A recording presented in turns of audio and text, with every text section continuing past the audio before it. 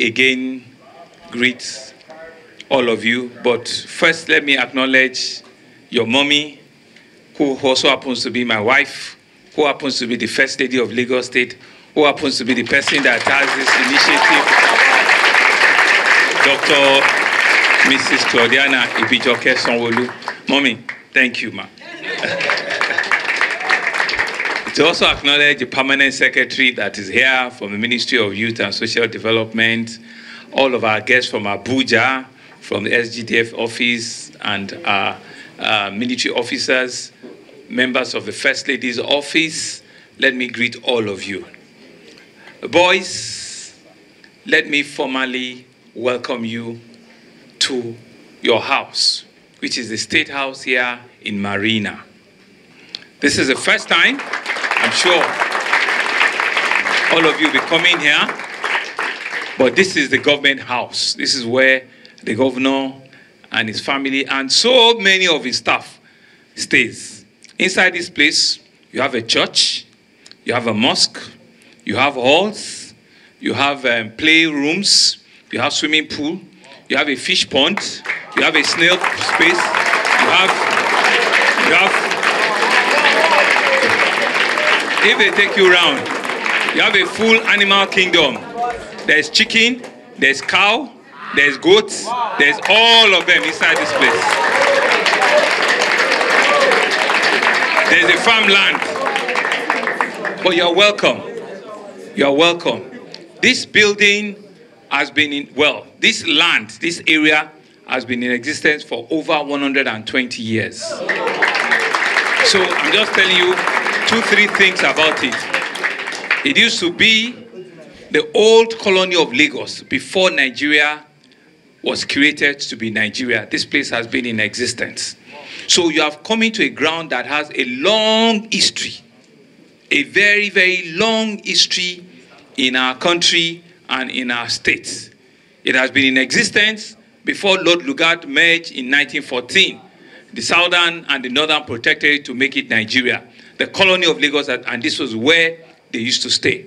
So you are welcome. So you're not just entering a premises, you are entering a place that has a long history. And so I want you to remember today as a day in which the First Lady has given you an opportunity from boys to become men in future. I want you to see this not just as a boot camp for the next 3 days, but I want you to use it as a divine connection to help you set your own internal goals to becoming a man in future. It doesn't matter what your background is. It doesn't matter where your parents had come from. It doesn't matter where neighborhood you live. You can achieve whatever you want to achieve in life.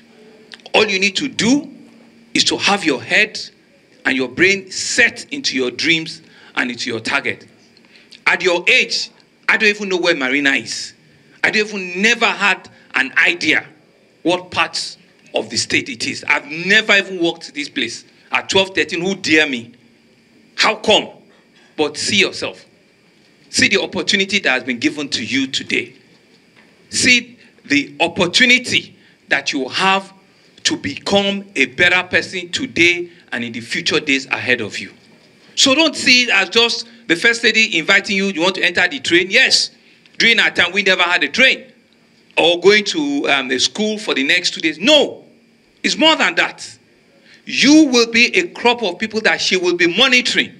And our office will be monitoring to ensure that you all grow up to become decent ambassadors of Lagos State, but more importantly, become good ambassadors of your family.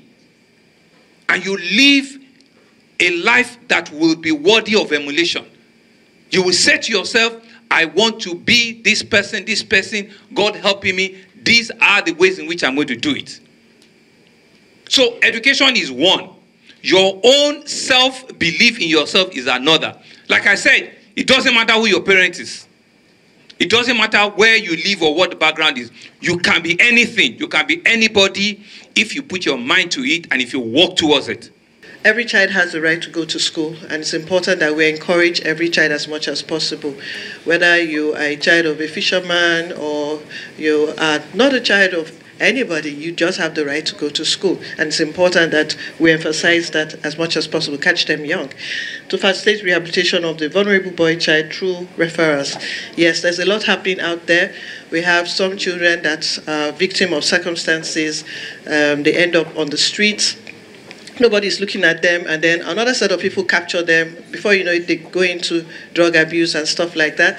So we also have that right as citizens to help these vulnerable ones to get into referral centers. Last week we had a program on war against drug abuse, and we had a stakeholders meeting. We invited so many stakeholders all over Lagos State, and they gave us different views on how they've been managing different kinds of cases that come up. We're still doing our research. We're going to have a repeat meeting of stakeholders again to understand what is happening in Lagos State and how we're going to solve our own problem. Thank God we had the commandant of the NDLE Lagos State there, and we're able to exchange ideas, and also we're going to deliberate on it. We also had the different rehab centers. We know the numbers we have in Lagos. We know there's a need to have more. We know they're very expensive to even enter, because quite a number of people have children that are vulnerable, that are exposed to drug, and even to pay to go to the rehab is very expensive for some of them. So we had all those feedbacks which we're working on. And then we did say we want to build a new generation of transformed male children who will contribute positively to the society. And this is the way we know best, that we have these workshops where we lock the children in, they interact with each other, they have seasoned facilitators that will give them a lot of information. Like our motto says, better informed we do best. When the children or the boy child has more information, they do better. They know the reason why they should do things this way and why they should do things that way. Based on today's event has been very helpful for not only me but also many various boys around the world. Today's program has been very impactful, and I would like to thank the First Lady and her team for giving us the opportunity to be able to experience this type of thing as the next generation adults. Today I've learned a lot of things about lack of use of drugs. I learned about how the rules that the boy is going to be a man, how to prevent or combat drug abuse in the community, and to be a role model to the other boys coming up to be a man.